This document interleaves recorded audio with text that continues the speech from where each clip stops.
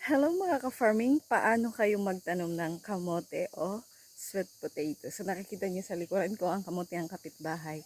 Mangunguha tayo dito kasi ganito kami magtanim ng kamote dito sa province ng Biliran.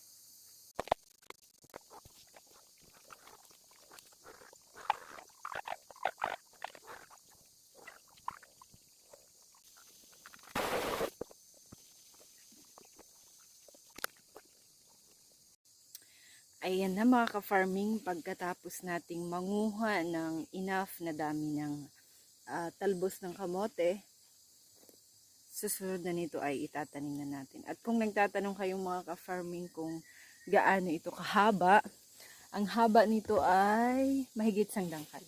Yan. Yan. So, mahigit isang dangkal ito ang itatanim namin. So, ito na. Mga ka-farming, uuwi tayo ngayon na maraming dala. Ayan. Yung talbos ng kamote. At saka, hinog na lang ka. O, diba? Ang sarap sa bukid. Ayan. Mga ka-farming, bago tayo magtanim, kakain muna tayo.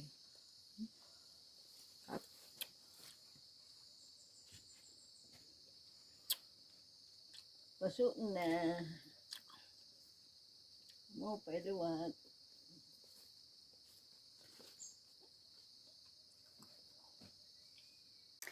And mga ka-farming, ito na. Ito ang area na ating pagtatamnan ng kamote. Sige. At saka pakita ko sa inyo yung paano natin to gagawin. So, ito na. Nilatag siya ng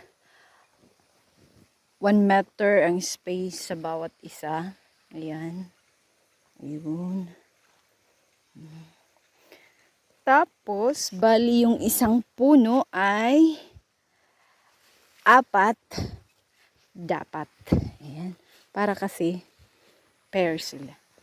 Ayan. Tapos sunod, itatanim na natin. Yan.